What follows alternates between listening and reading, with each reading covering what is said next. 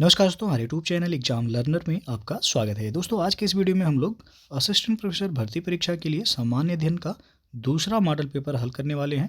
तो इसके पहले पहला मॉडल पेपर हल कराया जा चुका है, तो जो लोग नहीं देखे हैं वो हमारे चैनल के प्लेलिस्ट में जाके पहला मॉडल पेपर जो है सॉल्व कर सकते हैं। तो ये आज का दूसरा मॉडल पेपर है। तो वीडियो अच्छा लगेगा लाइक शेयर कर दीजिएगा। चैनल को सब्सक्राइब नहीं किए हैं तो सब्सक्राइब कर लीजिएगा, साथ में बेल आइकन को प्रेस कर लीजिएगा, जिससे आने वाले अगले वीडियो का नोटिफिकेशन आपको पहले मिलता रहे। तो आइए शुरू करते हैं। आज का जो पहला प्रश्न है, हीमोग्लोबिन के संदर्भ में निम्नलिखित में से कौन सा कथन सही नहीं है। यहाँ पे कौन सा कथन सही नहीं है ये पूछा गया है हीमोग्लोबिन के संदर्भ में। तो पहला जो दिया गया है कुछ अम्लीय होता है, तो ये यहाँ पे गलत हो जाएगा। हीमोग्लोबिन जो अम्लीय नहीं होता है, क्षारीय होता है, क्योंकि इसका जो पीएच मान होता है 7.35 से लेकर 7.45 तक होता है। 7.45 तक इसका पीएच मान होता है। तो ये अम्लीय नहीं बल्कि क्षारीय होता है। तो ये आपका गलत हो जाएगा पहला ई ऑप्शन। यह लाल रंग का होता है, बिल्कुल सही है। यह ऊतकों से फेफड़ों तक कार्बन डाइऑक्साइड को पहुंचाता है। CO2 को यह जो है ऊतकों से फेफड़ों तक यह पहुंचाता है। यह फेफड़ों से कोशिकाओं तक ऑक्सीजन का वाहक होता है हीमोग्लोबिन। ये भी सही है। तो आपसे पूछा गया था कौन सा कथन सही नहीं है, तो ये ऑप्शन यहाँ पे सही नहीं है।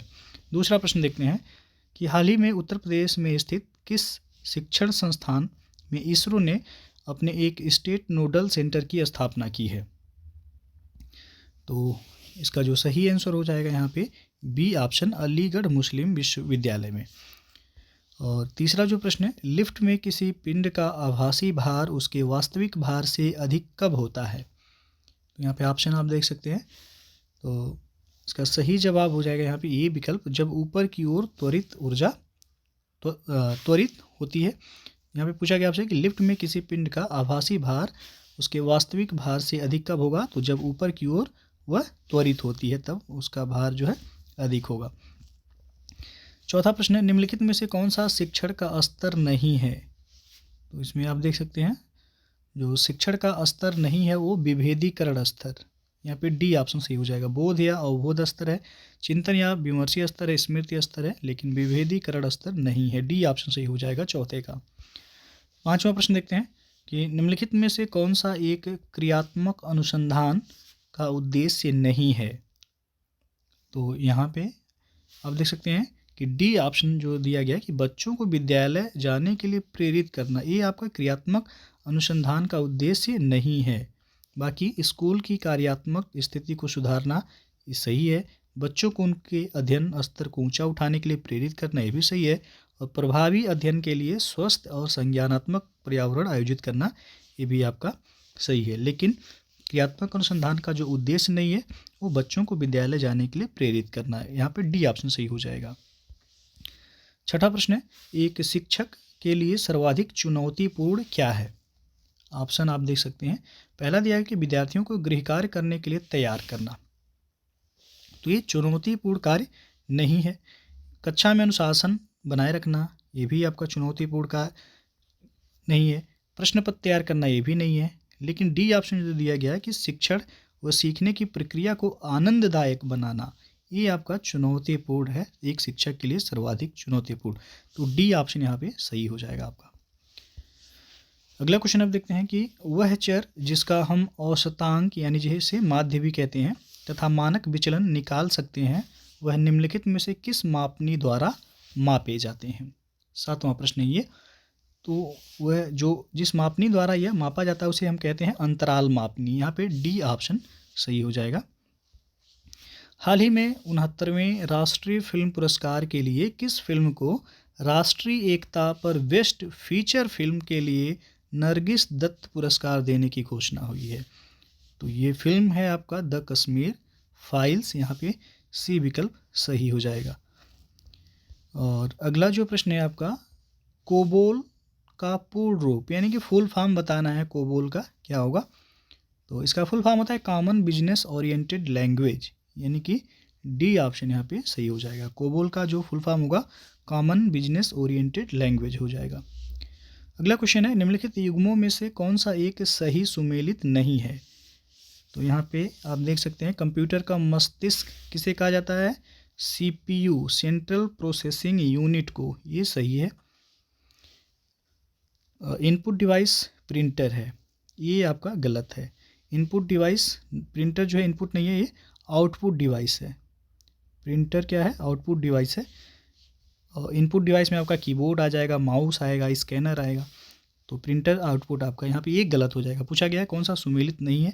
MS DOS ये क्या है? सिस्टम सॉफ्टवेयर है, ये भी सही है। और कंप्यूटर का जनक चार्ल्स बेबेज को कहा जाता है, ये भी सही है। तो आपसे पूछा गया सुमेलित कौन सा नहीं है? बी ऑप्शन सुमेलित नहीं है। अगला क्वेश्चन है, ग्रेट हिमालयन नेशनल पार्क कहाँ स्थित है?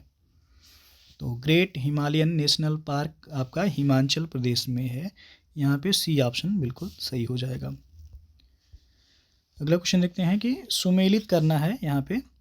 तो एक तरफ दिया गया प्रमुख आयोग और दूसरी तरफ उनके वर्तमान जो अध्यक्ष हैं। तो आप देख सकते हैं पहला जो दिया गया संघ लोक सेवा आयोग के जो वर्तमान में अध्यक्ष हैं वो डॉक्टर मनोज सोनी हैं। तो ये क्या हो जाएगा यहाँ पे? चौथा। फिर है नीति आयोग। तो नीति आयोग के जो अध्यक्ष होते हैं वो प्रधानमंत्री होते हैं। तो वर्तमान में जो प्रधानमंत्री हैं नरेंद्र मोदी हैं। तो बी का हो जाएगा यहाँ पे तीसरा।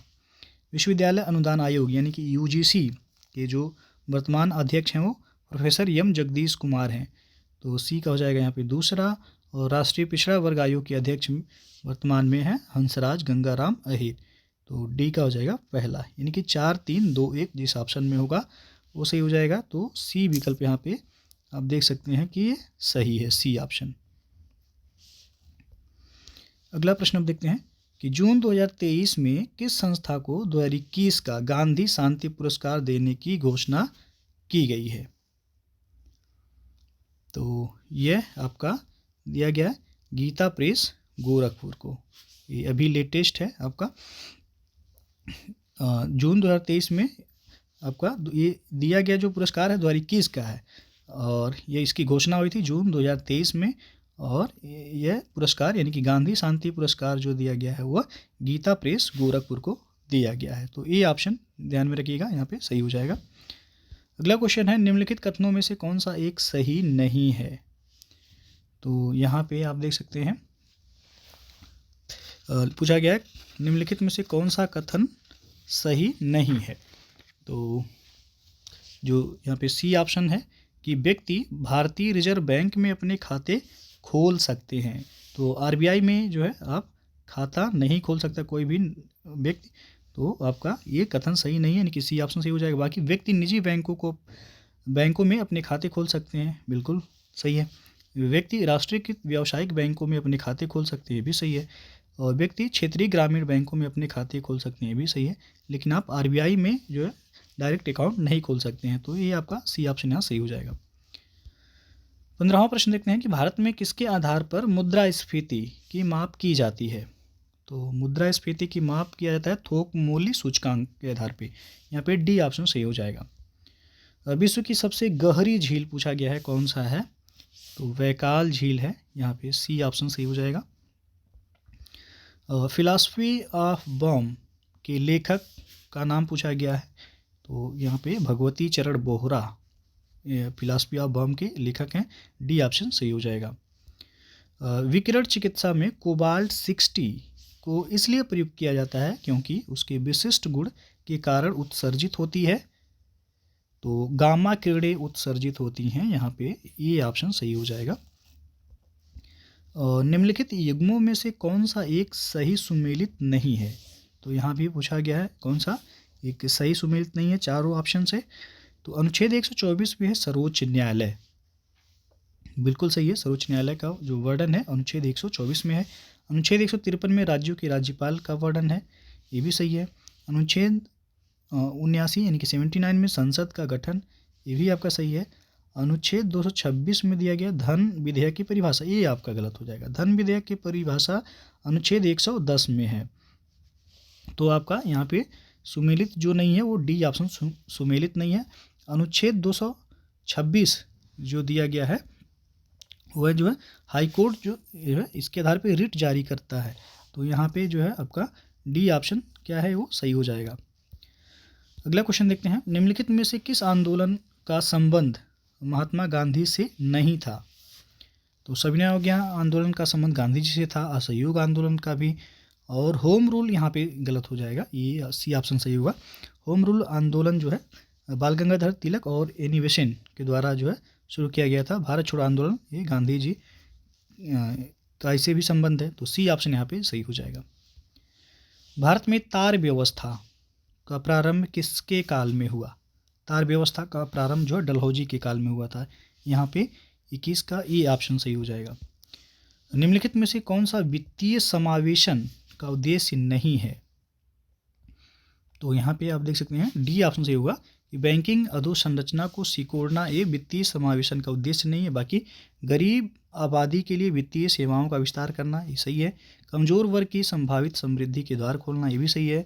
और ग्रामीण क्षेत्रों में वित्तीय सेवाओं का प्रसार करना ये भी वित्तीय समावेशन का उद्देश्य है। लेकिन बैंकिंग अधोसंरचना को सिकोड़ना ये उद्देश्य नहीं है। डी ऑप्शन सही हो जाएगा। घाटे की वित्तीय व्यवस्था का अर्थव्यवस्था पर क्या प्रभाव पड़ता है? तो यहाँ पे मुद्रा आपूर्ति में बढ़ोतरी होती है। यहाँ पे डी ऑप्शन सही हो जाएगा। निम्नलिखित कथनों में से कौन सा एक सत्य नहीं है? तो सत्य नहीं है यहाँ पे आप देख सकते हैं जो पहला दिया गया पेनगंगा गोदावरी की सहायक नदी है, सही है बिल्कुल। ये निजाम सागर मंजीरा नदी पर स्थित है, ये भी सही है। घग्घर के जल का उपयोग इंदिरा गांधी नहर में किया जाता है, नहीं ये आपका गलत हो जाएगा। नर्मदा अमरकंटक क्षेत्र से निकलती है, ये भी सही है। तो यहाँ पे पूछा गया सत्य नहीं है कौन सा? सी ऑप्शन सत्य नहीं है, ये सतलज नदी होगा यहाँ पे। तो आपका सी ऑप्शन यहाँ पे सही हो जाएगा। निम्नलिखित में से कौन स्कैंडिनेवियन देशों के समूह में सम्मिलित नहीं है? तो स्कैंडिनेवियन देशों के समूह में स्वीडन, नॉर्वे और डेनमार्क आता है। फिनलैंड इसमें नहीं आता है। ये नार्डिक देशों की श्रेणी में आता है फिनलैंड। तो आपका यहाँ पे डी ऑप्शन सही हो जाएगा। अगला क्वेश्चन है निम्नलिखित राज्यों में से किस एक में पाखुई वन्यजीव अभयारण्य अवस्थित है? तो ये काफ़ी फेमस है वन्यजीव अभयारण्य पाखुई। तो ये आपका है अरुणाचल प्रदेश में। यहाँ पे सी ऑप्शन सही हो जाएगा। परितंत्रों की घटती उत्पादकता के क्रम में उनका निम्नलिखित में से कौन सा अनुक्रम सही है? पारितंत्र की घटती उत्पादकता के क्रम में पूछा गया है, आपका कौन सा क्रम जो है सही है? तो यहाँ पे बी ऑप्शन सही होगा। मैंग्रोव, फिर घास का मैदान, फिर झील और फिर जो है महासागर। तो ये क्रम जो है घटती उत्पादकता के क्रम में सही है, बी ऑप्शन सही हो जाएगा यहाँ पे। निम्नलिखित में से कौन सा एक शीतोष्ण कटिबंधीय घास का मैदान नहीं है? तो यहाँ पे बी ऑप्शन सही होगा लानोज, जो कि ये वेनेजुएला में पाया जाता है। ये उस शीतोष्ण कटिबंधीय घास का मैदान नहीं है। और अगला जो क्वेश्चन है भारतीय संविधान का कौन सा अनुच्छेद भारत की विदेश नीति से संबंधित है? तो यहाँ पे अनुच्छेद 51 जो है ये भारत के विदेश नीति से संबंधित है, सी ऑप्शन सही हो जाएगा। और अगला जो प्रश्न है ये निम्नलिखित युग्मों में से कौन सा एक सही सुमेलित नहीं है? तो यहाँ पे आप देख सकते हैं ज्वालामुखी है, फिर देश का नाम दिया गया। सबनकाया पेरू में है, सही है। माउंट एटना इटली में है, ये भी सही है। मेरापी इंडोनेशिया में है, ये भी सही है। कोलिमा यहाँ पे न्यूजीलैंड दिया गया, ये गलत है आपका। कोलिमा ज्वालामुखी मैक्सिको में है, मैक्सिको। तो यहाँ पे डी ऑप्शन जो है सही हो जाएगा। तो दोस्तों ये था आपका असिस्टेंट प्रोफेसर के लिए दूसरा मॉडल पेपर, जो कि जीएस पेपर के लिए है, जो कि 30 क्वेश्चन इसमें पूछा जाता है।